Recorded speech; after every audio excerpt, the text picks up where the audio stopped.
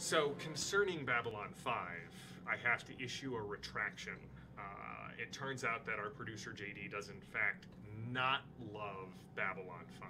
But I was correct 100% that her favorite doctor is Matt Smith.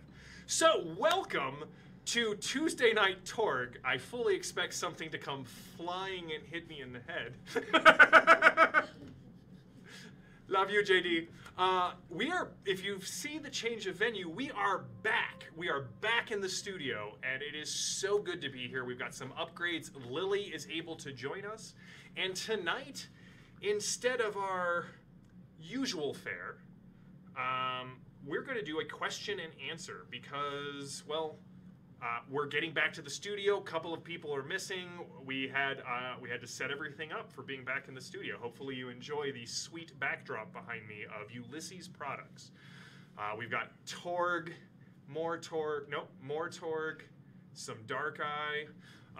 So I am JM, your GM. We will have 60% of the Horsemen with us tonight, but tonight is a special night, and Thursday is going to follow a similar vein. Tonight is an open mic night. We're going to do question and answers. We've got patrons, we've got chat, people who have been sending us questions all day. If you've got questions, you can send them to me, and JD, our producer, I hope will send them to me. That Matt Smith comment may have driven her into a murderous rage, and this may be my last stream. So, what we were asked to start with was a recap of the Torg games up until now, because they're all dovetailing together, I promise. It may seem like I'm a nut job in front of a conspiracy board, but I actually have plans. So, the original studio game that we launched was the Eternity Shards game. We had Anton, we had Archibald Peacock, Sergeant of Foot, a monster hunter from Orosh. We had MC Fang and his human, a dinosaur from the Living Lands. We had several other people. We had Kage from the Pan Pacifica. We had Lapis, whose name should ring a bell, from the Nile Empire. And we had Imitsa. We have Imitsa, the elf from Isle. And so the game started off in the Nile Empire with the group discovering a plan by Dr. Mobius to uncover this ancient tablet, and they discovered this ancient map with the aid of Dr. Lazarus, I believe, and they went. They discovered that there was this gift that was gifted to Core Earth thousands of years ago, long before anyone knew of the High Lords, and that this weapon against the darkness had been broken apart and spread out over the world to the places where the cosms would eventually align. There was that's where we first encountered the Frenchman, which was just a great character, and the Woman in Red, who we still don't know who she is. Yep, Archibald Peacock fell hard for the Woman in Red. The group then, after Kage passed, fighting the Frenchman and playing a nemesis card on him, and an inevitable return to ensure that the Frenchman and not himself would return. Lapis was presumed dead. The group then went to Isle and was joined by a bard of Isle and a survivalist from the Core Earth, like a doomsday prepper who also had psychic abilities. And there they found, so in the Nile Empire, they found a necklace that turned out to be a cross hilt of a sword. In Isle, they found the sword in the stone, or at least the blade from the sword in the stone, and they defeated the Welsh dragon thanks to a martyr card. This is where I really started to fall in love with the Cosm cards and the Destiny cards. I am very much a improv GM, so the fact that this game has ways for the players to improv that I then get to play off of, I love. The group then went to Tharcold, and they had just got to Tharcold. We had introduced new characters like Speckles and John's character from the Nile Empire, whose name, I apologize, John, if you're watching, whose name escapes me at the moment. There's a lot to recap. Let me explain. No, there is too much. Let me sum up. And at that point, everything that happened last year hit, and we transitioned out of being in the studio, and that's when we started the Horsemen game. The Horsemen game started off in Philadelphia with the crew that you know. Yes, Lily, the Horsemen game. We have Lady Salvo. We have, who is from the Nile Empire. We have Anton, the intrepid member of the race from Tharkold. We have Edith, the monster hunter, who is really the fan favorite, like, I think. And then we had Genevieve, the smuggler from the Cyber Papacy. And they discovered that Lapis was not dead. In fact, Lapis seems to have changed sides and was assembling a Storm Knight team of her own for reasons we don't still clearly understand. From Lapis, from Philadelphia, the group encountered the Frenchman at the Fortune's Wheel. If you are a member of the Iconic Patron, you should just go to the Torg Eternity channel that we have, because Mr. Furious and Restar have done just an amazing job of recapping the game. Thank you to everyone who participated in it. And it turns out that as the players kind of did this, they were able to, as the channel was recapping, they started to put some things together that I thought may have been lost in the shuffle, and so I really appreciate that. Edith was captured by werewolves.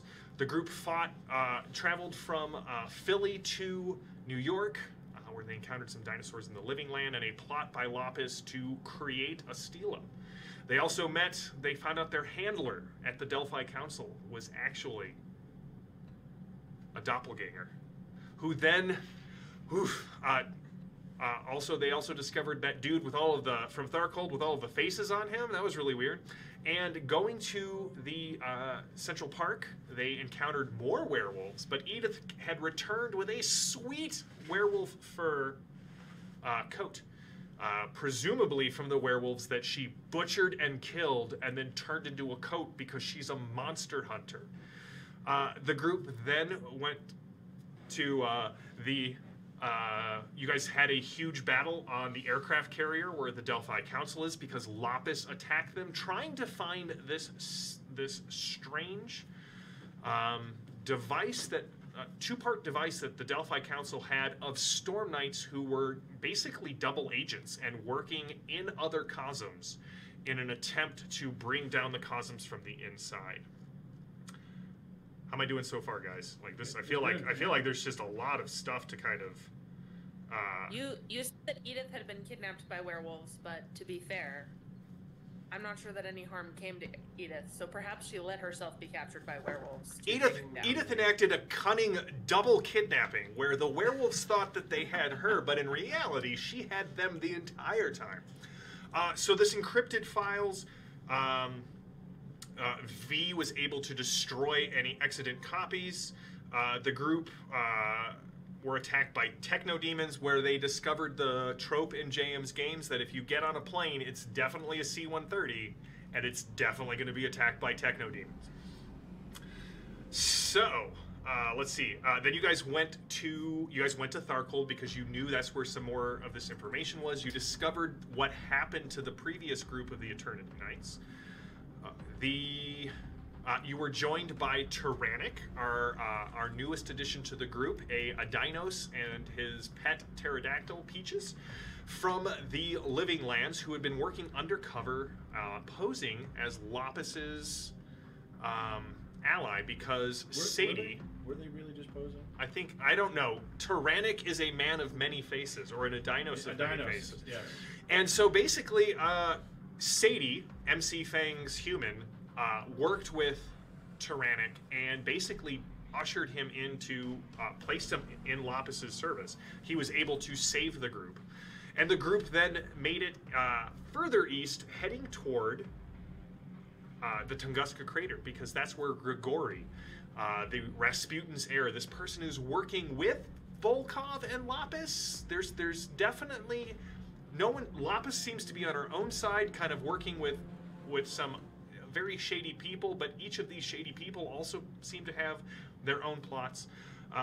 Let's see. The group made it to a small village where they discovered something awful going on, something called the Source, that these monks were raising up out of the Tunguska crater and sacrificing it to. And at this point, something very interesting happened. the group split. Half the group going one way, half the group, the other half of the group being Lady Salvo and Anton, going to try and deal with these Kleist monks, and they were captured. And when things go wrong in JM's Torg games, there's only one group you can call. That's the B team. So if you go back and you're wondering, who are these B team? Well, they are a group of rebels without a cause, possibly without a clue, but definitely always rolling glories every time they show up. And so as they travel through Core Earth and all of the cosmos, they just leave hope and hilarity wherever they go. The B team saved Anton and Lady Salvo, stopped the Kleist monks from whatever they were attempting to resurrect. The group rejoined up and headed to the Tunguska crater, where they discovered a larger chunk of this source was. Now, at that point, cue the careless whisper, JD. At that point, Tyrannic discovered that this Grigori Rasputin's heir, that's a handsome man. And at that point, Grigori and Tyrannic began an illicit romance, a bad romance, if you want to call it that. And they were sent, Grigori actually saved them, sent them to the Grey Ferret in Orosh, where they were met back up with the rest of the Storm Knights. The Horsemen had a great encounter with the Warden, who seems to have some control over werewolves, maybe connected with all of these other werewolfy things that are going on. Who knows? They defeated the Warden only to find out. That the Warden is a nightmare and not so easily killed. Oh, I did also forget that Project Doppelganger is what started this whole thing. Something that the Delphi Council asked the heroes to look in, because it looks like people have been replaced with corrupted counterparts, and nobody really knows what that is. Yet, I mean, there's still like plot threads just kind of gathering, like little snarls or tumbleweeds that sometimes blow back across the screen as we're playing our games. If you tuned in recently, that's when we had the time loop train, a nightmare train, where the group saved Wilhelm, who seems to know the B team somehow. I promise there will be a B team episode explaining that. The group then made it stop the train for now, dun, and made it to Chennai last week, where they are planning to go after the Warden, but need to do a bunch of research. And of course, like any good Torg game, it was interrupted by it was interrupted by death cultists, and that's where we left off. But tonight, so I'm guessing when we pick up Lady Salvo will be in a basket running around the market, we have to find which basket. Yeah, I'm basically going to have a shell game going on here on screen, and then you're going to have to find out, like, we won't let Ross into the channel. I'll just let them all on fire. Yeah, no, it's totally fair. Yeah. She can survive it. Whew. So, 13-minute recap of what is essentially a year and a half of gaming. So thank you to Restar and Mr. Furious and everyone else who helped compile all of that. But now we've got questions, and this is actually, we're going to do this on Thursday night for the Fading Suns game. This is a moment where I will still be behind the screen. I will answer some questions a little bit more vaguely if I feel like, no, these are things that are definitely going to be coming up at a later point. But for now, let me pull up my notes and my questions. But let's start off with Becca, who played Lapis in the original group. Lapis, by the way, has disappeared, right? Like, she fell out of the plane. You sort of encountered her at the Wolf's Lair when Lady Salvo, who bears a striking resemblance to Lapis, was pretending to be Lapis, and that's the last that you've seen of her. I'm sure it's fine. I'm sure she's, she's just... So... First question. So we have with us tonight in the studio Mark, who has played Archibald Peacock and Anton. We have Michael, who has joined us with as Tyrannic, who has also become, like, Anton and Tyrannic. I think everybody's a fan favorite. They're all my favorites because they're my players. And we have Lily, who plays Edith, the werewolf-wearing, monster-hunting, badass fighter from Orosh. That's right. So, first question is from Becca, who started off in our game. She runs our game on Monday night. If you have not checked out her Call of Cthulhu game, on Monday night on the Iconic Production channel, plug. She runs a game every Monday night. You should go check it out. They're running through horror on the Orient Express. So a lot of the same places my game is going to go, her game is currently going on, just, 90 years later. So, out of all of the people you have encountered in the game so far, who is your favorite villain so far of the Torg campaign, and why? Mine's an easy one, Grigori, right? Because, why not? I have that connection with him, so. He has such soft lips. He's a woolly mammoth, he looks good. That's right. Yeah, now I get it. Yeah. Tyrannic confused Rasputin's heir for a woolly mammoth, which are indigenous to the northern parts of the Living Lands. Totally, yeah. Makes perfect sense. Mark, what about you?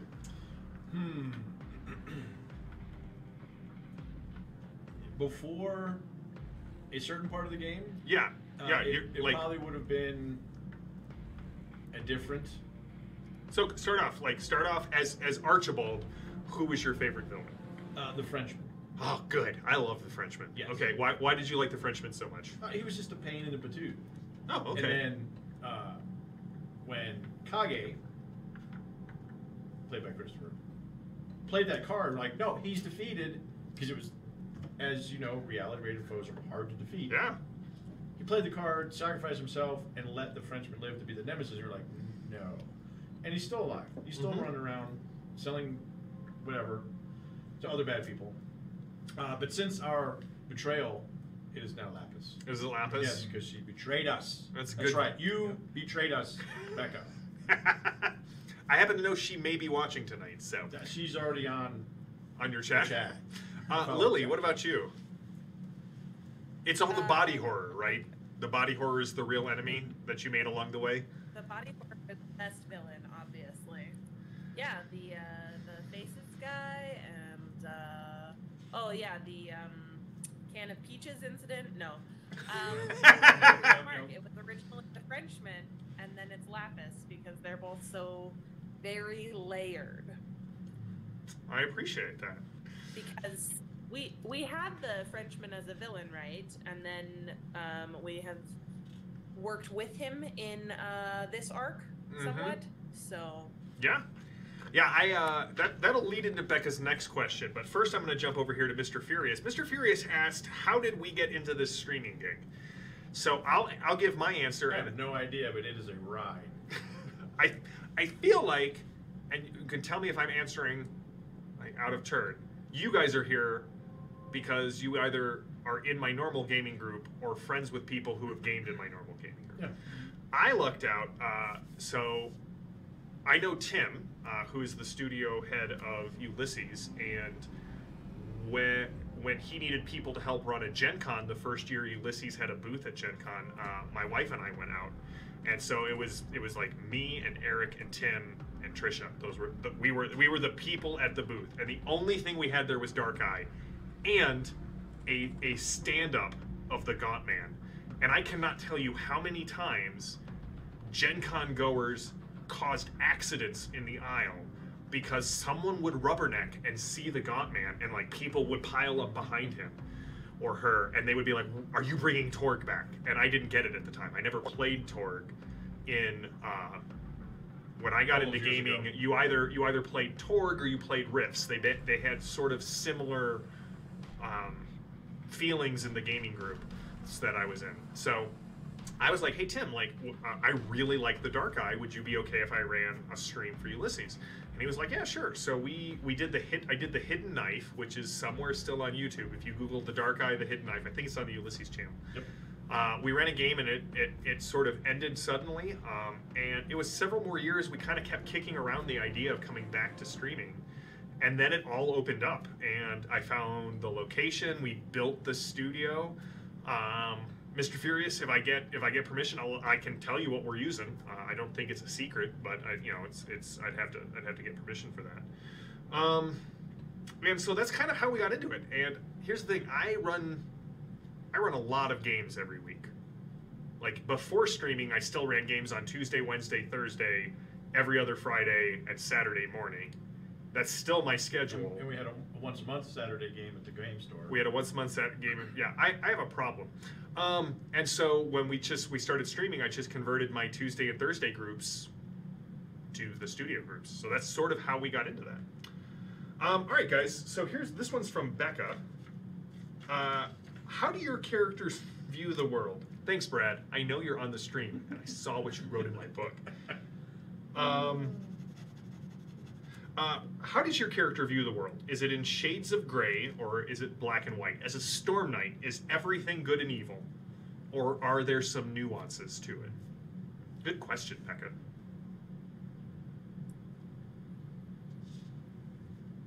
Edith? I think for Edith, there are some black and white issues, but as a monster hunter, there are also some shades of gray. Like lots of, she's seen too much of the world to think that everything can possibly be simple and black and white. Okay. Obviously, for me, everything is in shades of gray. Like I firmly believe in that role-playing games. I'm going to share a quote. It's the quote that I write in the front of my journals. It's a quote from Greg Stafford, who, if you don't know who Greg Stafford is, stop watching me and go figure out who Greg Stafford is. The man was a genius, and John Wick, the writer of role-playing games, not Keanu Reeves, says that if you think, I think he's quoting somebody else, but if you think you have something novel to add to the role-playing sphere, Greg did it first. And Greg said role-playing activates a critical human process that has been nearly killed by over-rationalization and materialism. Role-playing is a way for humans to interact with our deep, hidden mythological selves. They're a way to feed our souls. And I firmly believe that. And so my games are good versus evil. But no one's 100% either. Like Lapis and the Frenchman, even Grigori, you haven't seen a lot of Volkov, but like it's a spectrum. There are definitely people who are traveling towards the extremes, but there are always going to be nuance. So like good versus evil is very important for me in games, but also making characters that are fun to engage with. What about you guys? Black and white? Shades of gray? Sergeant Archibald Peacock was definitely a black and white, fight for the queen, for what's right. Anton is all kinds of shades of gray. He wants to save the race. If that means certain sacrifices have to be made to Delphi Council, maybe. That's his goal. Okay. Delphi Council is a means to an end. Okay. So. I like it. Tyrannic? I think, yeah, he, in my opinion, views the world very different. So probably his definition of good and evil are different than everyone else's. That's fair. I think if you're like, oh, we're going to go back to the way it was, right? He's not into that because, he's part of that came in there. And, yeah, I think he wouldn't mind, going back to his clan and just thinking about them. But, the war came to him and he got caught up in this crazy journey. Awesome. Well, let's see here. That was a Becca question. Let's go to some of the other ones. So, Mr. Furious asked, do we have tips for GMs both for streaming and otherwise? Now, Mark, you've streamed some games both here at the studio and from home. Mm-hmm. What do you think and you're a GM, so let's start off here. What's the number one, if you could give one GMing tip to anyone listening, what is your number one GM tip? For streaming? Just in general. Oh, in general? Yeah. Be open to say yes. Mm-hmm. It's a good one, right? Doesn't mean they're going to fail, or doesn't mean the players get to do what they want, but let them go down that road. Yeah. See where it leads. Might lead in their death, but hey, they chose that road. That's right. You might get attacked by a bunch of things outside of a monastery and get knocked unconscious and have to be rescued by a whole other team of heroes. I blame Ross for that stupid card he played that did no good whatsoever. Go back and watch it. It would have. It gave us a possibility that it didn't matter because he was going down. For me, I come from a very scholastic and academic background. So for me, it's always I always love research. Go check out Matt Colville's YouTube channel. Check out some of the great books from Kobold Press or is it N Publishing? I think is what it is. John Wick. Yeah, the John Wick Play Dirty books. You can if you go to John Wick's YouTube channel, he read the entirety of the Play Dirty first book and gave you, kind of commentary on it. So for me, I do a lot of, and this kind of dovetails into another question from Mr. Furious. I tend to do a lot of prep at the beginning of the game, outlining arcs, creating NPCs, creating sort of the global framework, so that I know how to react when a player plays a romance card, or when a player plays a martyr card, or when somebody does something so wildly that I could never have anticipated it. I like having the background. I want to improvise in the moment, but have a good feel for the background. For streaming, I would say like my number one thing is don't sweat it. We were all super nervous the first couple of months, and JD and I still agonize every week over minor little tweaks to frames and audio and music. But here's the thing. I think, for me, the streams that I find most engaging are the ones where it just feels like you get to have a window into a group of friends who are playing a game. And so as long as you have a good connection, and whatever tools you're using, whether it's virtual tabletops or video streaming or audio, as long as it does what you need it to when you need it to, that's really the most fun that we can have at the table. Restar asked, what was everyone's original Torg experience? So raise your hand if Torg Eternity is your first experience with Torg. Yeah, never. Okay. I mean, I was aware of it, Restar, growing up. But again, like I said, so in my high school was very divided in terms of nerd culture. It was Star Wars and Star Trek. Smashing Pumpkins or shoving Pearl Jam fans into lockers. Riffs or Torg. I like literally these were some of the major dividing lines in my high school and college. So I was always aware of it, and I had friends who were very into Torg. I don't think I ever played a game of Torg. I saw the books, but it wasn't until Ulysses picked it up and I had a chance to sit down and look at it that I really fell in love with it. All right, so Becca asks, what's the most interesting thing about your background that we haven't seen yet for your characters? Do you have something interesting that you want to share? She can't get our secrets out easily. I know, No right? way. No way, Lapis. Lapis is No trying to way. data mine. But one of the other things I will say for a stream game, and this actually has transitioned into my home game, I used to be that guy who listened to players and go, wait, that's a way better idea. If I just listen to them, they'll think I'm brilliant.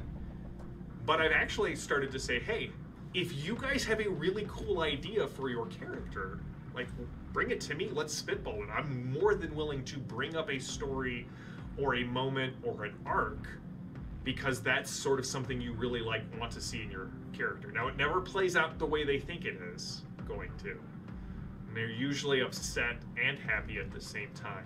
Upset? Yeah, upset. I think that's the word we're going to use. But that's another piece of advice that I've actually just recently started doing, and I've really, really enjoyed that. All right, so He's been doing it for a while. So if you create a character with nanites, and nanites go bad, and you don't tell your party, bad things happen. listen, that's a story that I will share at some point, but that's Christopher's fault. Yes. That is not mine. No, just let the players like, oh, that's a great background. And you start tweaking it. Yeah, you got the fact that also never give JM the amnesia disadvantage, because I will fill the parts of your memory with horrors that will torment the group. So, background. Any No, not really? nothing we could say Yeah, in front of Lapis. Okay. that's right. Wow. Becca, they love your character. Edith, anything to share? No, but I think since we're in Oroche and Edith is taking a little bit more of a central position in this particular arc, we're gonna get more into her monster hunter backstory, because so far, I mean, she's killed monsters obviously, but I don't think we've really gone into it that much. I don't think so either. I'm looking forward to kind of seeing where what we're going to do and where we're going to go with that. So Lily and I are talking. All right, let's see here. We got a lot of really just great questions. So Restar said, Torg is more open, it feels like, to hilarity and homage than other RPGs. How do we balance the fun versus the story? No, you can have fun. We know in- that Jake don't. Yeah. No, I think you can have hilarity and fun in any game. It's just you have to balance when it's appropriate so you don't break the immersion. Right, and I try to reinforce the homages and the fun by Cosm, so when things happen that are appropriate in Cosm to kind of toss that way. Yeah. But the other thing is, I mean, we all just love those parts of games, and so we're just going to keep doing them. So hopefully you enjoy them as much as we do. All right, so Mark P, I'm not sure who this guy is. Seems like a really eloquent fellow. He wants to know what is my favorite Cosm? And I'm going to turn this into a global question.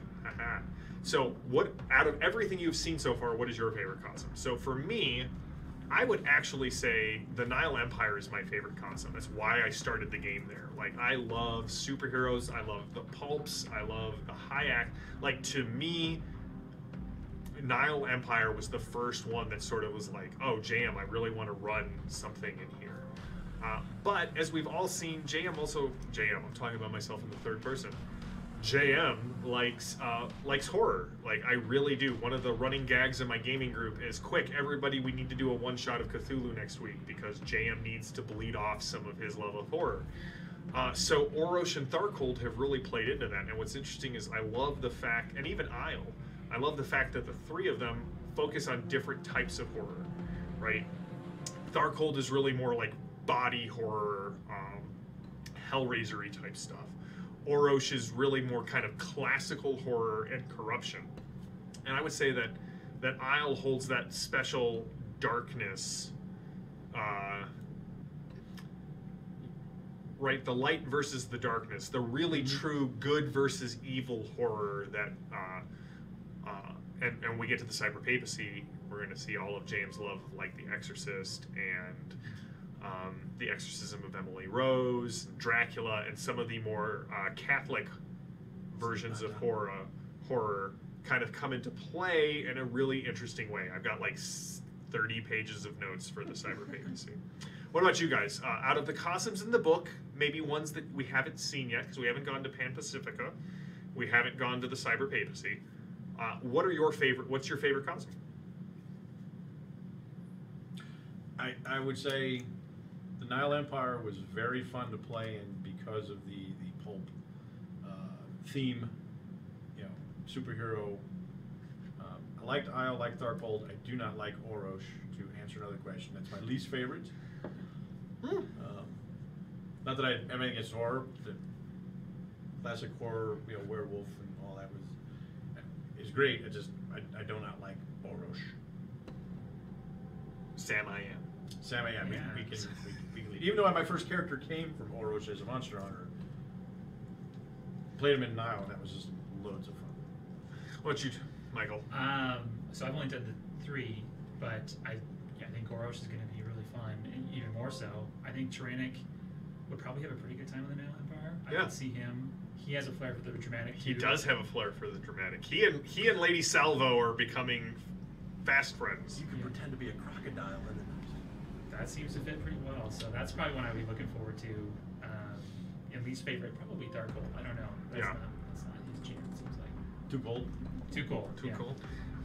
Lily, aside from Tharkold's body horror, which I know just makes it rate really high on the list, what's your favorite? What's your favorite and your least favorite Cosm? I do not remember that much body horror in Tharkold. I gotta be real honest with you. Yes.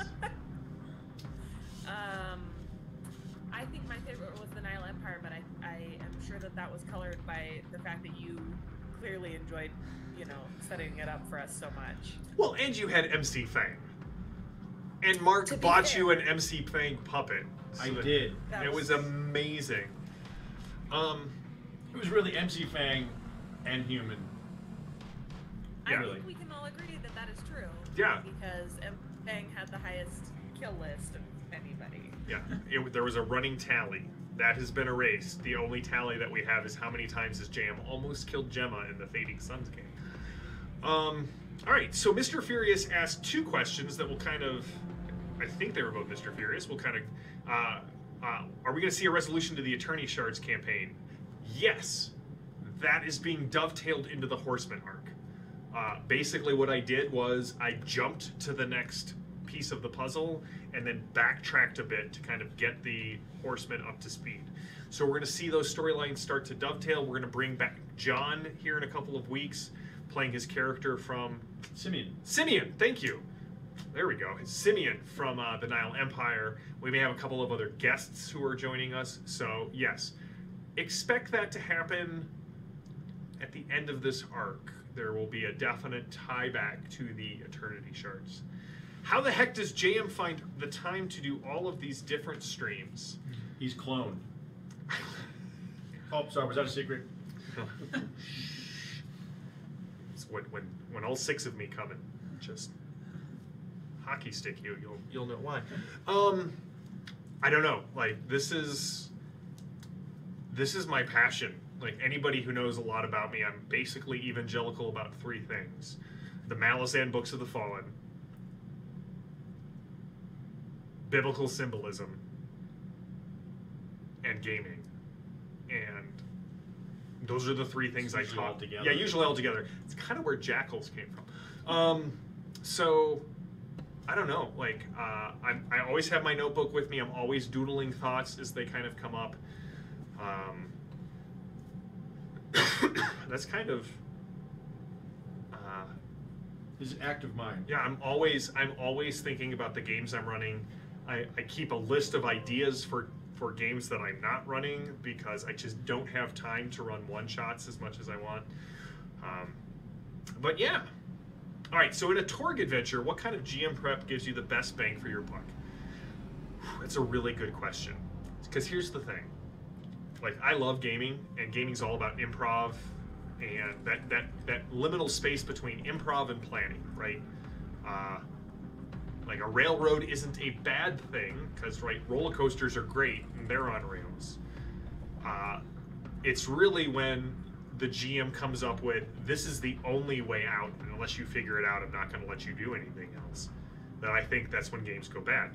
The thing about Torg is with the Destiny cards, and with the Cosm cards, and with the Drama cards, and with the possibilities, and with the dice exploding, you can't plan for nearly anything. Last week I had a ton of exposition that I was running through. And then the jump scare card got played, and suddenly we're in the middle of a fight with a death cult that I didn't have planned, but because of the double mishap, I'm like, okay, somebody is definitely following them.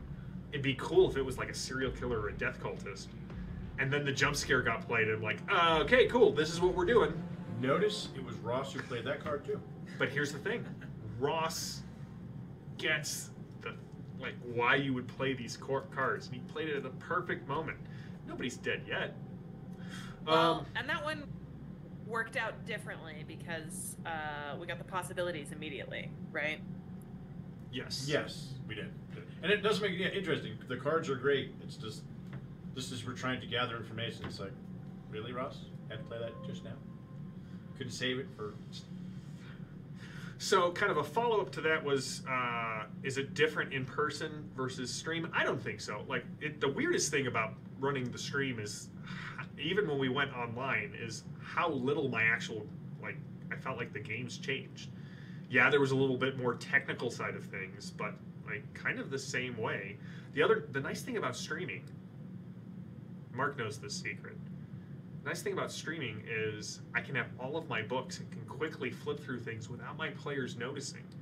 Normally, that's the moment where I'm like, I'm going to go get another drink, or I'm going to go take a quick bio break to give my brain time to kind of process through what I have access to. Whereas when I'm streaming, I have that second monitor up, and I'm like, oh, yes, this is what is going to happen. So, all right, so we have a question for Edith. Edith's had a lot of NPCs who have glommed onto her, but she's never actually engaged in romance. Is there a reason for that, or is that just, has Edith just not found the one? I mean, Tyrannic found several. He's just picking up lovers like fruit from a fruit cart. Edith has a magnetic personality, as people have noticed. But I think it's her sense of purpose that draws people to her, not necessarily that, you know, she's looking for romance. She just, you know, hey, you, go do this thing for me. And they're like, okay, sure, why not? Yeah. I like, when I saw this question, to me, it was like, I feel like Edith is that Ronin who's like, all that matters to me is revenge. And basically, when it's over, I'm willing to lay down and die, and nothing else matters. And Edith is like, I'm here to hunt monsters and chew bubblegum. And I'm all out of bubblegum, because it doesn't exist in Orosh. Is that a fair assessment? Yeah, I mean, I just don't think she's looking for romance. Like, if it did happen, but I think she's too focused. I think you're right. She's, there's too many things going on that she's got to do, and there's never going to be time. Until she meets the gun man. Bum, bum, bum. There you go. Ooh. This is a line of reasoning that I'm just going to curtail and move on to the next question. All right, so here's a question for you guys as characters and players in the game. Is there anything that you wish would become a focus for your character? And kind of tied into that, what was the reason that your characters became Storm Knights? Like, what was their defining moment? For Anton? Yeah, I mean, Mark, you have the. Yeah. You and Lily can answer for either of your characters. Yeah, Sergeant Peacock just came across with the regiment and started fighting, and then was kind of asked to go forth and serve the Queen, as you do, and joined with other Storm Knights to fight back and fight the good fight, as it was. Anton, just when he manifested, he was one of the race, and he manifested in the slave pens, was able to break free and was trying to help others, and kind of got contacted and got pulled into being a Storm. Like I said, his goal is to free others of the race. He's ready to go back to Tharpol and help that more, make that happen. Maybe if he has somebody that can help him. What about you, Good Troy? Well, so Two parts. Anything you wish people, like, that the story would focus more on about your character, and then how did he become a Storm Knight? I'm looking forward to a Lapis Tyrannic reunion, because there's several layers of double crossing going on there. Oh, yeah. So I think that would be a pretty fun encounter to have. And Tyrannic, so, you know, Rex Delek and the Gaunt Man are coming to his tribe, messing around, and he's not going to stand for that. And so then he becomes a fish out of water, or a lizard out of water, and and then has to deal with all that and becomes some sort of a double agent. Did we lose Edith? We might have lost Eden, but we're going to keep going, so we'll get her back. Yeah. So, all right. Well, we'll answer Edith's question when we come back here. So we had a question. Because Torg allows you to do anything, how do you rein yourself in as a GM? Woof. You don't, just go with it. Yeah, I think that's the thing. I mean, if you watched me talk about Torg with my son Zane, this was one of the things that he loves, that anything is possible. Like, I can take any plot idea I have for any sort of craziness, and I can just go and run with it and find a place for it. And I love that. I love that about Torg. Like, if I want to do an Arthurian story with the Welsh dragons, that's the Nile.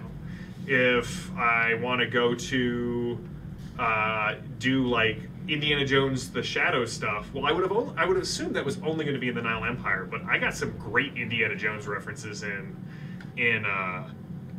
Orosh. And so yeah, it's, I don't know, like, I don't feel like I have to rein myself in as a GM in Orosh. JD, don't forget you're going to want to pull that back and make it so we view everyone. Okay, that's fine. All right, so that's answer to that question. And I would say it's even easier in Torg that you don't really have to pull yourself back, because you can have a nuclear bomb in Isle if you want. Yeah. It might not go off. Something might happen to it. But it's not like you're playing a classic fantasy with knights on horseback and it's like, well, why would we have this? Yeah, I don't have to worry about sort of the expedition to the barrier peaks. Yeah, that was issue in that way.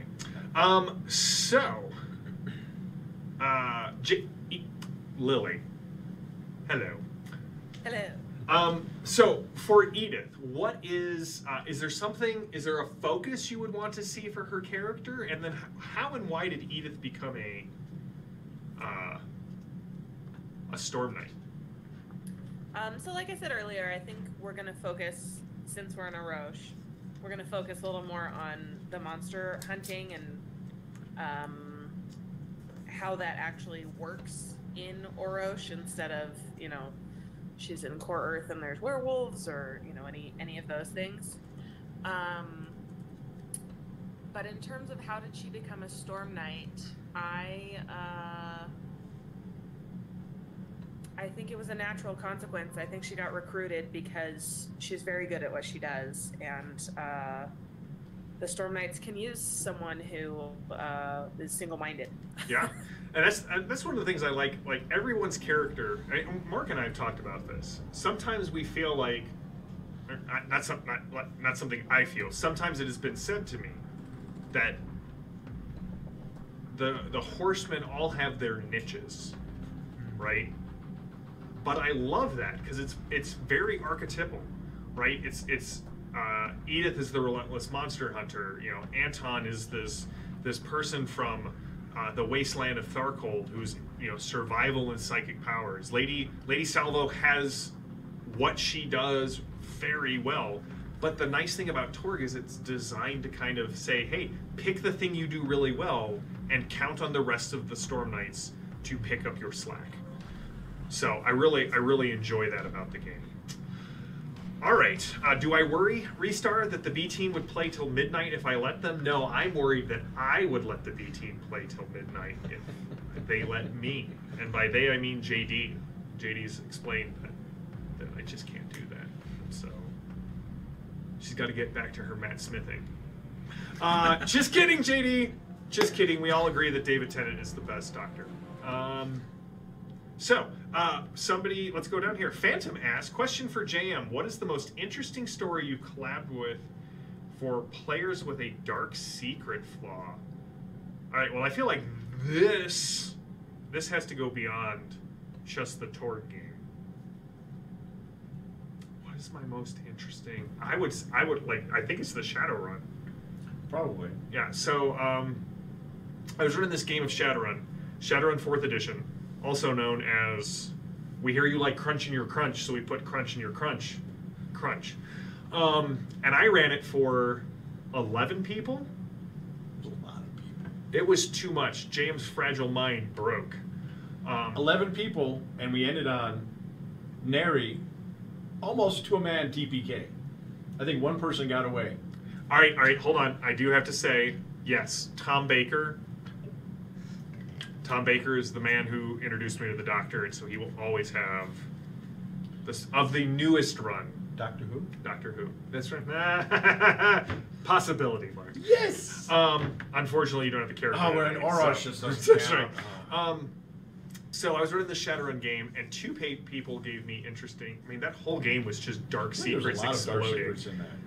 One of the players gave me an amnesia and just was like, I just took it for the points. I don't care what you do with it. She did care when she discovered she was a clone of an as-technology scientist who couldn't bring to kill herself, and so released her clone with no memories into the wild to just let the wild kill it.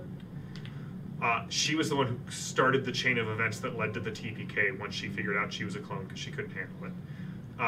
They were fighting an AI drug called Silverline, and one of the players got infected, and so it was designed to, like, you had this cool little like highlighter that you could draw silver tattoos on your arm, and it was a it was essentially like a hallucin. It was like Molly, and one of the players got nicked and botched his roll, and so instead of it taking multiple doses, it all basically turned into a nanite hive. And I would start every arc of the game. I don't mean every once in a while. I started every arc of that game, every run with, what are you doing? What are you doing with your downtime? What are you doing with your downtime? And I would get to Christopher, and he would open his mouth, and I'd be like, you're in an alley, covered in blood, all of your ammo is gone, what do you do? Not tell anybody? Okay. And so, we won't get into the other ones, because I don't feel like I can share Trish's story there. But eventually, like, Christopher's character, at the climax of the fight with this AI, put his assault rifle to the back of Mark's character's head and went full auto and just chunky salsa Mark's character's head. Mainly because none of the NPCs could kill me. That's right, none of the Face NPCs. adept. That's right. So those were my favorite sort of dark secrets. There have been a couple other ones. The chat knows. What? You have the most vivid descriptions, just saying. It was shared. It was shared? Okay, It was yeah. shared. My wife became a vampire in that game. Yeah, so like, here's the thing. I love working with dark secrets, and I will take a lot of input, but if you just hand me a dark secret and say, I don't care, I just took it for the points, I will make it the darkest of dark secrets, and it will just not be good. So let's see here. But it'll be fun. I'm telling you that. So I'm gonna adapt. So we have Zero Earth Element asks, what is your character's most interesting point from your point of view? So like, what is the coolest thing about your character from your point of view? That's a good question. For Anton, just setting stuff. That's the other thing when you run a game on stream, you have to really set what level of adulthood it's at. We're at PG-13, so Yeah. The cool stuff he does. Yeah. Shiznit? That he setting stuff on fire. I think That's all right. What about Tyrannic? What's yours? I mean, aside from the fact that you have one of the most powerful people at Darkle pining away for you, writing horrible Russian poetry, which I will share. I would love that. Online. Yeah. By the way, Tran's waiting for another letter from Grigori. Yeah, I will. Don't worry. I'm gonna put a note here to bring my secret stash of Grigori love letters in next week. I'm ready. Yeah. Well, only if they're in Cyrillic. That's right. You can learn new language. That's right. Sorry, Mike. Well, so he's got magic abilities, but they're miracles, right? Mm-hmm. So, Dinosaur Jesus is real. So deal with that theologically. You say miracles. Some of us call it voodoo, but that's No. okay. Not to your face. I'm just saying, You'll Dinosaur fight Jesus it. is real, and nobody else cares, which is kind of No, the surprising. chat cares. Okay. The chat cares a lot. Oh yes. What about you, Lily? What's the coolest thing about Edith in your mind? Like, just when you take a step back and you're like, damn, Edith is cool. What is that thing that pops into your head? Well, I personally love the image that Simi of Doom made for us, because I didn't give her much to go on at all, and she drew the perfect Edith. It's magnificent. But I would have to say her Duster, right? Because it's not just where it's also other monsters that she has killed. That's right. Except for that one piece of vampire that you keep having to replace, because every time you go into the sun, it bursts into flames. Right. Yeah. I haven't found a treatment for it yet. And Restart, I do hope someday that V and Shelly not only exist in the same campaign, but that I get Maddie to play both of them at the same time. Oh my god. Yes. Hashtag GM goals. All right, so Becca wants to know, what's your favorite Destiny card to play? Ooh. I'll tell you which one I hate. I hate Opponent Fails, because it's usually when I'm like, wow, balls. Whew. If you have one, you can go ahead. I got to think. Well, romance is, hands down fantastic. On top of You get a Nemesis, too. lot of mileage. Like Tyrannic gets a lot of. We're just gonna call that the Tyrannic card. Yeah.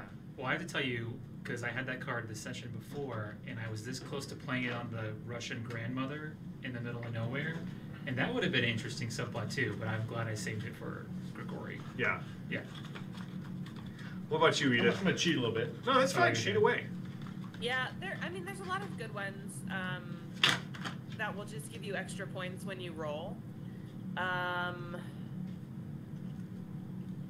What is the card that allows you to pick up a card that was recently dropped? Master Plan. Yeah, that one's. That one feels think- very Edithy. Yeah, it's very opportunistic, and there's not a lot of them, as opposed to like hero or action or willpower. Yeah, where you're going to see a lot of those come through. Yeah. I would say I probably have two, and that would be Glory. Not that I ever get the Glory card. I want to say Edith has Lily. Actually, Lily has gotten more glories, Yeah. I think, than any player in any Torg game that I've run. And then what else? You said two. Glory's just a great card. I think it was Seize the Initiative, which is great in common when you get that card that's perfect for the group. And Jim wants to flip, and you're like, no, I think we're gonna keep that. We're gonna keep that one. Yeah. Yeah, Yeah, that one's great. Those are good ones. Idea is good too, because if you're stuck, Mm-hmm. Go with low. or yeah, I love that one just from a jamming perspective as well. Like that's one of my favorite things about Call of Cthulhu, where you can be like, we're stuck. I'm gonna make an idea roll, and you're like, okay. Like, I always tell new players, your character knows more about the world than you do. Always ask me, what does my character know about this situation? And so I love that the idea card exists so that players can go, yeah, Tyrannic is way smarter than I am. What does Tyrannic know? Mr. Furious, Mr. Furious asked, you don't use VTTs like Roll20 for card and character management. Why? It is very helpful. I agree. We run some of our games. We do a lot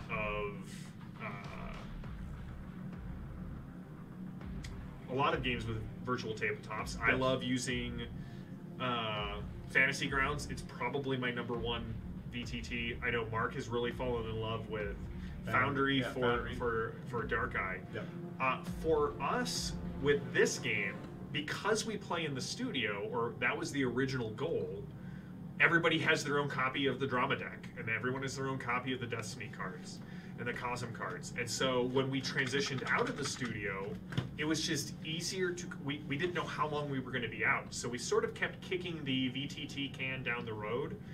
And it came to the point that I think I talked with a bunch of the players. It was like, would this help or would this hinder? And most people were like, I already am like focused on the screen. I've got my character sheet. Some of you have the chat up while you're playing.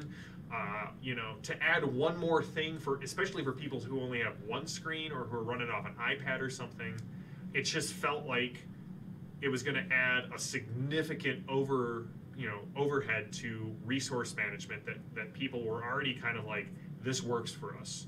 And now that we're back in the studio, it's great because I can just toss cards. I can show cards to Lily, or she's got the cards in front of her, so I can say, hey, here's one that you get to use.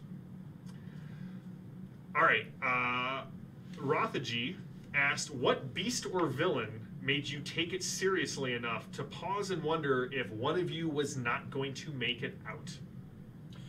When we met the Red Dragon of Wales, I was like, oh, this is a TPK. I thought it was going to be a TPK too. It's I a had Torg. all of those great descriptions. It was Torg, right? Yeah, it was Torg. Yeah. And then Shawnee. Was it Torg or Shawnee's? Micah's or Shawnee's? It was Shawnee's character. Okay. She played the martyr card. It's like, I Yeah. killed the dragon, and it was like, well. And yeah, Greg, I agree. Like, that is also one of the things that's great. So first, we got some comments from the chat. Yes, Greg, I do like opponent fails, because it does give them a sense of security. I also like to play up how much I hate the card in the moment, because I feel like it makes them feel like a hero. Rothagy says he loves the romance card until his daughter played the card. That was a great scene in that Torg game, because Everyone else was uncomfortable, and it was just delightful. One of us did. Yeah, Mr. Furious points out one of you didn't make it out of wins. Dun, dun, dun. Yeah, but I thought when we couldn't stop the dragon from coming out, like, oh, this is going to go really bad. What about you, Michael and Lily? What was there? Was there one fight that kind of springs to mind as when it started? You were as like, well, one of us isn't making it through here. What comes to mind is the rat monster where Ross blew up the stove and giant explosion. I'm like, are we just all dead? I remember that. Yeah. It's like, okay, that was fun. I guess we're all dead now. What about you, Lily? The first one that I can remember is the one in the Nile Empire.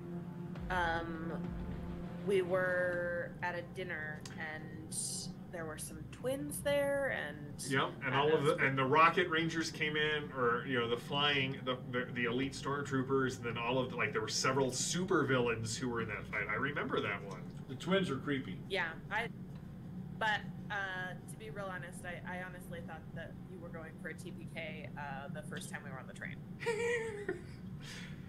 The look on everyone's face at the end of that session, right before I did the time reset. Like, I was sitting here. I think I was running here at the studio because my internet at my house was out. So I had everyone here on the screen, and I could just see all of the emotions, and I'm like, all right, now you got Michael. Yeah, I wasn't. Yeah, how are we gonna tell Michael that JM butchered Peaches and we made him fly around like a dead bat? It's like, this is what I get for missing. That's right? what you get for missing, apparently.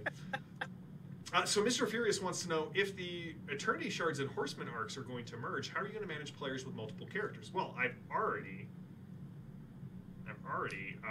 come up with that. So basically, what's going to happen is I'm going to give Mark the option of which character he wants to play. I think that's the only person who has two characters, unless Lily decides that she would rather play Sadie as opposed to Edith. My guess is that chance is low, but you could correct me right now here, live on stream. Well, Sadie's not with the other team anymore because I moved, so Sadie had to leave the group originally, so no, I would rather play Edith. Okay, all right, so there's our answer. But I do, the real question that you have to ask yourself, Mr. Furious, is what am I going to do when I've combined both of those arcs, and then I also want to bring the B team in for a climactic arc finale? How am I going to handle that? I don't even know. If you have a good answer, I would appreciate it. All right, so Becca wants to know, if you were trying to tell someone about Torg, and they knew nothing about it, say, for example, you're trying to recruit a new Adinos player for your game, how would you pitch Torg to somebody who has never played it before? Sorry, I can't do that right now. Wasn't asking you. Watch. Gotta get back in the habit of putting that in theater mode.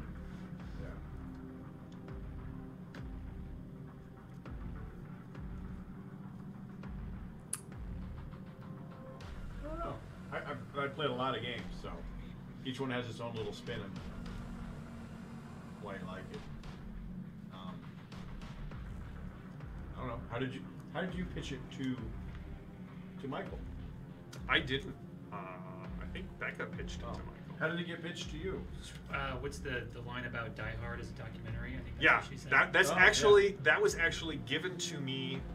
I want to say it was either by Ross or Daryl the second year we were at Gen Con and we had the Torg books, and I'm like, guys, I don't know anything about Torg. Give me the elevator pitch. And it started with, in a world where Die Hard is a documentary and not an action film. I'm like, okay, cool. I've glommed onto that. Yeah.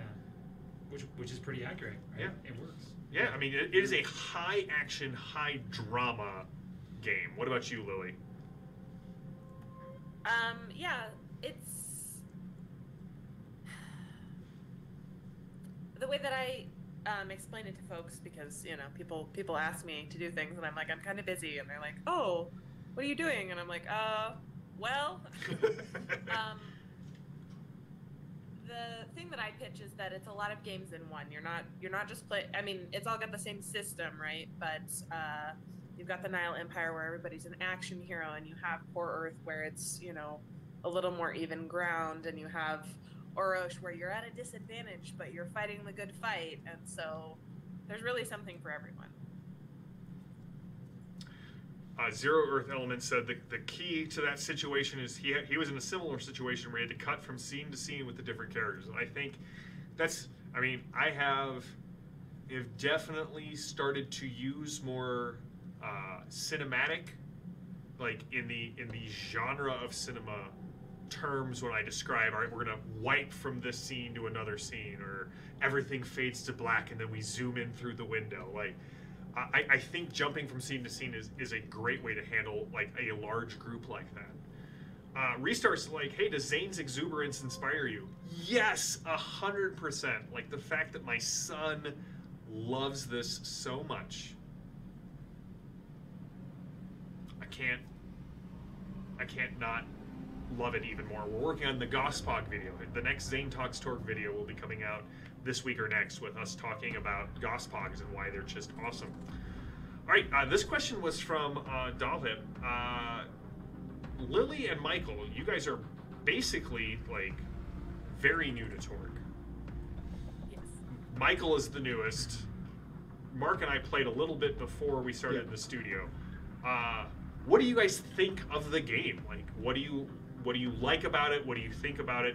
Michael, you have a background where you've played basically D&D before this. Lily, you've played in a number of my games. You've played Jackals in 13th Age and Dark Eye and Torg and Fading Suns. So, all right, just to kind of give a framework. All right, what do you guys think of Torg? What do you like about it? The exploding dice, and you're not making a straight D20 roll. You're making a modifier roll.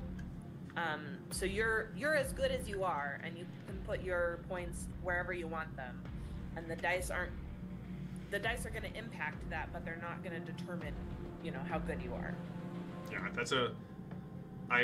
that was also something that was explained to me. That the goal is that the D20, on average, has a very minor effect on the skills. But even when you roll poorly, or you roll well and you want to do better, you've got those possibilities, you've got those cards. What about you, Michael? Yeah, I really like, with the different realms, it just keeps things fresh, right? Mm-hmm. So, what if Gandalf was in 007 movies, right? Like, that's kind of a fun thought process. Yeah. Restar said Mr. Furious, sorry. Mr. Furious said in the chat, his pitch is that playing Torg is playing the movies. Any character you want from any movie, and everyone else has the same options, and I love that. All right, players. Question from one of our people. Do you consider the cards first, or do you just wait and see when they'll work? Like when you get your Hand of Destiny cards, you're like, oh, I'm going to try and wait for X, Y, and Z moment, or do you just sort of play by the seat of your pants? It depends on the cards. So like I was saying earlier, action, hero, and willpower, there's a bunch of those, and the likelihood is you'll get them again. But romance, I think there's only one per deck. Idea, there's not that many, so it depends. I had the idea card that I played when we were in the Cur, and I knew that I was saving that to be played to get us back out, because I was concerned that was going to be the hardest part. But everything else, we were saving the romance card as a last ditch. Oh, like nothing else has worked and we're all gonna die. Resort. So. Yeah. What about you, Michael? Even with the Cosm cards, like Sinister Secrets, I think is what it's called. It's like, okay, I'm gonna save this one for when I really want that information, right? Yeah, that makes perfect sense. Yeah. Like, I feel like Ross would say the same thing. Like, Ross, maybe not. Like, Ross plays pretty tactical with his cards. Like, he'll go all in and do critical moment. He'll play, again, that I cannot stress that jump scare was perfectly timed in my mind. So for me, one of the questions that was directed at me was, what would I play? I got to play in Torg. and I had to think about this because like my knee-jerk reaction is, well, obviously a two-fisted pulp hero from the Nile Empire, and I still think like 90% of the time I'm going to start with that. But I really like the aspirants in Tharkold. Like, I think playing a reformed techno-demon, a techno-demon who has just started to understand hope. You know, I got to try and play that a little bit. The Pazuzu gun. Murder. Brutally gunned so down. That's the hard part about creating a character is all of the cosms sound so cool. All of the characters that you could play are so cool, and so it really depends, kind of on what are other people playing? Are people more decisive than I am?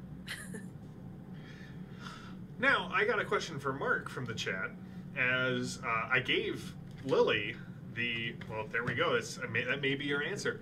I gave Lily the option that if the stream, like when the two arcs combined, is she going to play Edith or Sadie? And she's very much on the Sadie or the Edith camp. Yeah.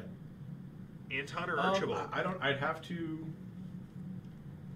since we're more advanced now. Mm-hmm. I would have to look at Archie and add the experience to see how I could take the character to see if it would be interesting. I think I'm probably more interested in Anton just because of the psychic abilities. You never have enough XP because I have nothing in telepathy. I haven't taken any of those powers, and there's a lot of cool powers, but it's a perk, and then you got to put points because look, you need to have 16 before you can take that power. So I have lots more XP to get any of my telepathy stuff. So I'll probably stay with him just because I want to expand some more stuff.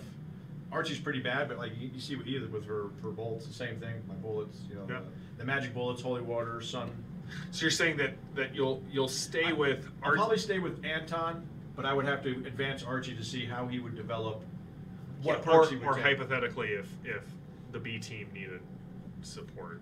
Oh yeah, as soon as he comes out of his convalescence, because you tortured him. Thank you, Lapis. I did not torture him. The wolf tortured him. Because he was betrayed. I'm looking at you. Greg, thank you. Greg just said, all right, we're going to see if we can make playing an aspirant or a Nile hero happen in some future Ulysses session. I would love that. I have several voices in mind already. All right, so all right. What does Pazuzu sound like? No, we'll come to that later. So the question from Becca that we're going to ask, Becca's got two more questions. I'm trying to jump around between everyone. Lily and Mark, you've played from day one. Lily had a little bit of an interruption.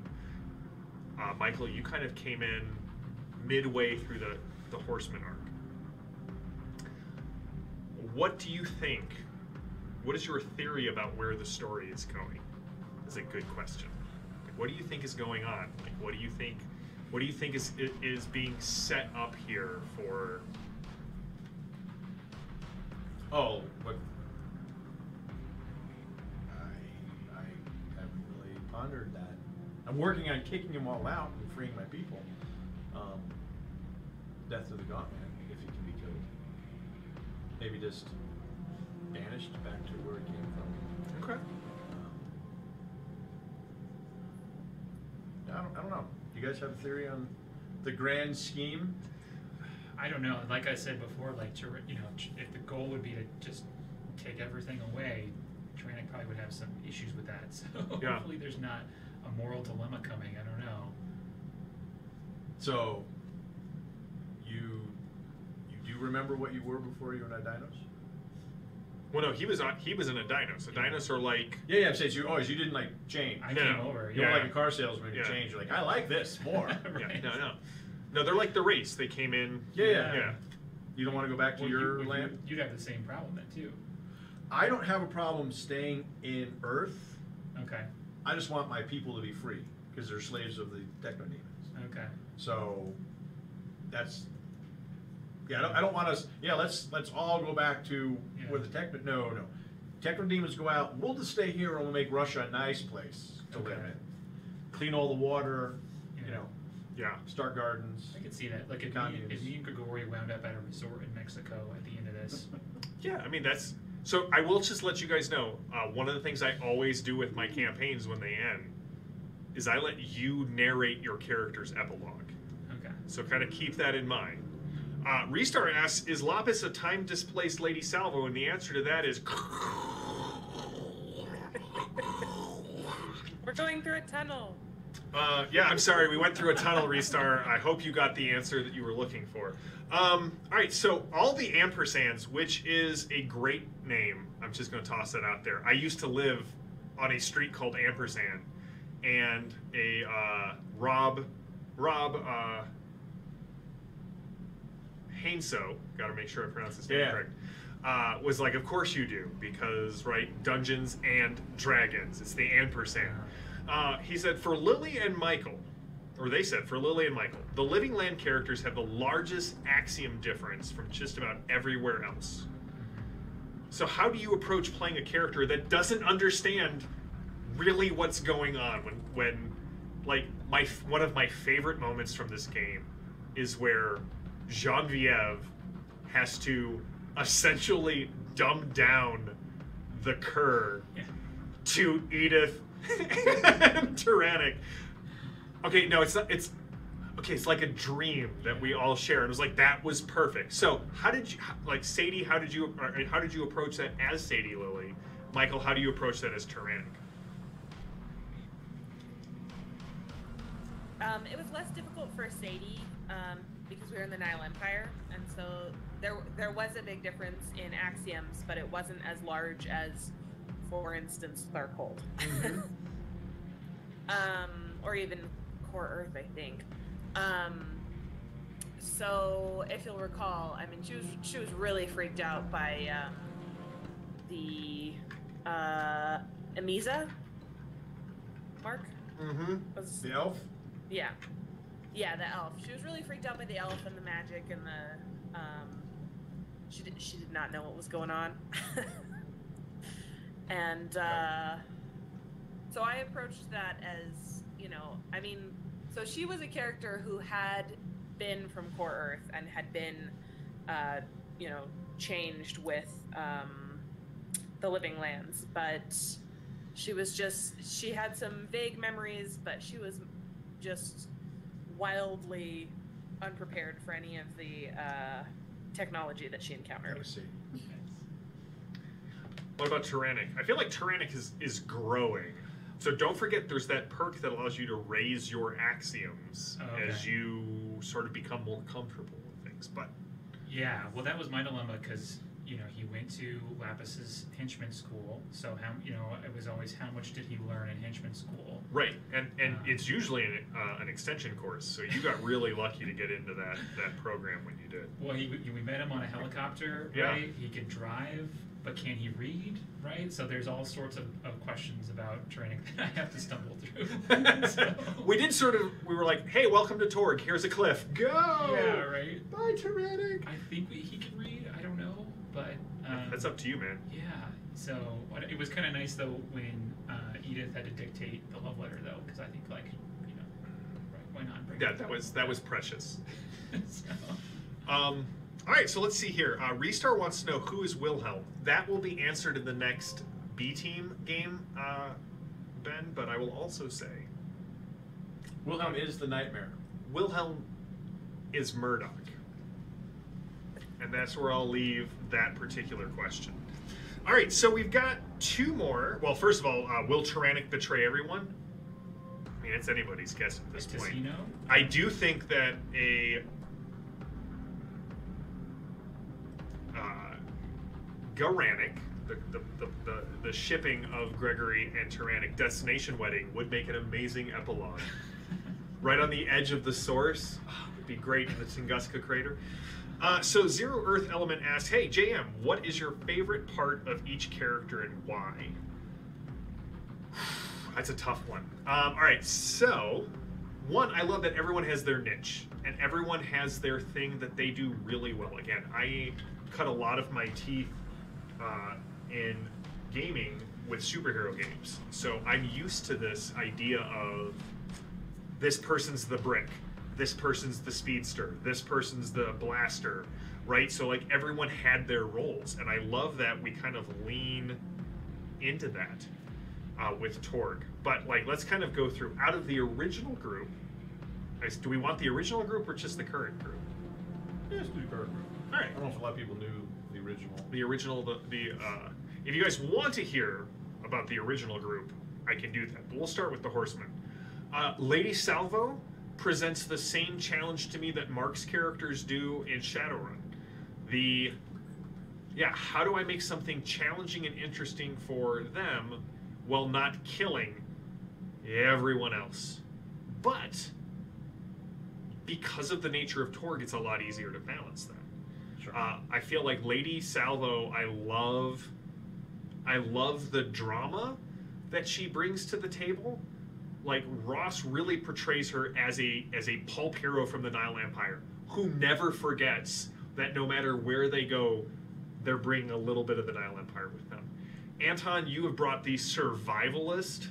Like, I love Anton's sort of very bleak outlook, as well as, well, when in doubt, fire solves basically everything. Tyrannic and Grigori, I don't think I need to say anything more. And I love, like, Lily, like, everybody plays different characters in all of my games. Like, Mark plays in a lot of my games, and all of his characters are different. Lily's, Sadie is not Edith, is not Perpetua. So I love that Lily kind of brings a different personality every time we play, but, like, the whole group, Edith has become an anchor. Remember Ghidorah? I do remember, yeah, I remember Ghidorah as well. I remember Duration the Hammer.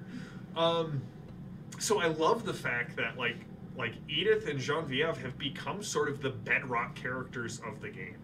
And again, Maddie just brings with Genevieve kind of a very bubbly joy to the cyber papacy that helps lighten some of the more darker. That's not what it's like?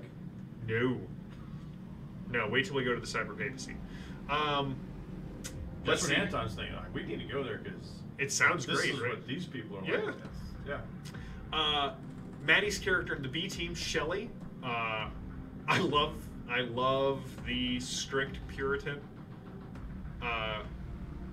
character that she's portraying. I also adore Malachi and Alistair. Like the fact that they're both crazy, kind of in their own unique ways. Phantom's character with the very thick New York accent, and he's always coming up with crazy science to solve a problem. And then when Ben plays his monster hunter, the fact that he has, I mean, he is very much the tally-ho monster hunter, where Edith is the grim, I will bring you to just, I am the night, right? It's sort of like Michael Keaton Batman versus Adam West Batman. They're both monster hunters. They're both technically Batman. One of them is far more serious of a character. Maybe Christian Bale's Batman is a lot more closer to Edith. But I still think that Ben's Monster Hunter is 100% the Adam West Monster Hunter. I think I covered that's the group there. All right. I kind of picture Edith more of a Van Helsing type. Yeah, I do like the fact that when given the choice of taking a Monster Hunter rifle, she immediately was like, well, can I do a crossbow instead? Yeah, sure. Like, right, awesome. Yeah. All right, so I think this will be our last question. And I love this question. We're going to end with Becca. So this is for everyone at the table. First of all, thank you to everyone in the chat for all of these great questions. This was just a lot of fun. We're going to be doing this again on Thursday with our Fading Suns crew because we just wrapped up an arc. We're going to start a new arc. We're going to have everyone here at the studio. Lily, still just, we got this giant monitor that Lily's on. It's awesome.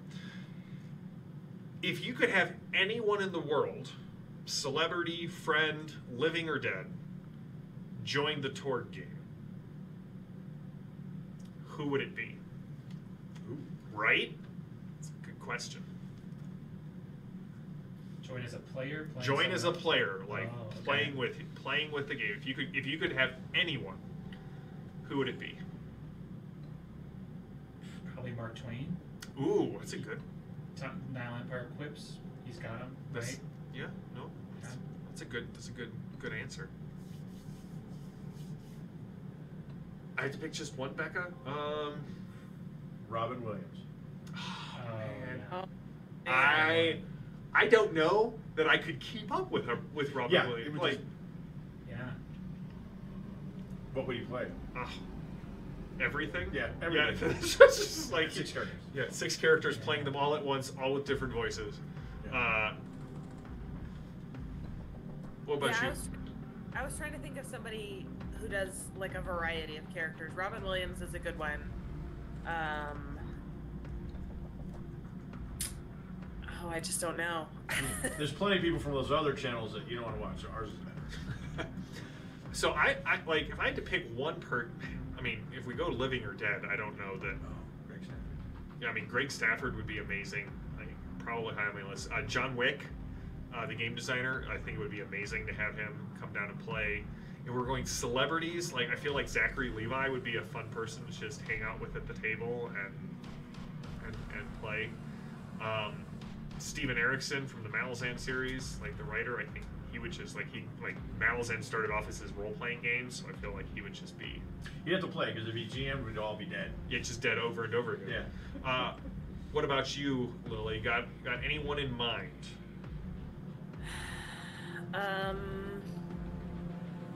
Oh, I'm gonna say John Malkovich.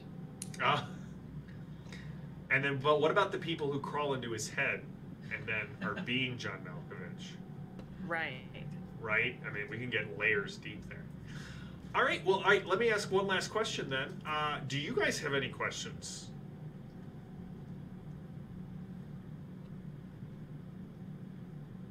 Aside from why is our producer so awesome? Because really, How do we kill a warden? you're gonna have to actually do the Oh, research. okay. Like here, it's all right here, Mark. Yeah, I know. If you just I've already got the questions down, and I filled Okay. in stuff that I'm thinking of. So. all right. Yeah. All right. Well, this has been a Torg Tuesday question and answer session. We'll probably do another one, 6-8 months, kind of see where it's at. But thank you all for tuning in. Thank you to everyone who came to watch and who submitted a question. Hopefully, we got to all of the questions. We had a lot to go through. I did not think that we would have enough questions to do 2 hours, but here we are, 2 minutes to 8. Which is usually when I stop the game anyway. So, check out all of the other great shows on the Ulysses International channel. There's the Ulysses World Show where they talk about all the new products that are coming out. There are a ton of shows on Torg. Greg runs games on there. We have Eric who shows off Aventuria, as well as Myth, Dawn of Heroes, the new board game reboot, or not reboot, kind of an updated version of the old Myth board game. Ross and I did campfire chats for a while if you want to learn about Myth. Probably coming to the stream this year. And if you like what we do, check out Iconic Production. We're on YouTube, we're on Twitch. If you like Ulysses and what they do, if you like us and what we do, please consider following us on Twitch, following us on YouTube, following us on social media. We all have presences out there. And until next time, I am JM, your GM. These are 60% of my Horsemen, and we will be back in 1 week. Wow, we're back in 1 week at the studio. I'm so excited. We'll be back in 1 week with more Torg goodness. Until next time, stay safe, stay healthy, stay gaming, and we will see you next week. Have a good one.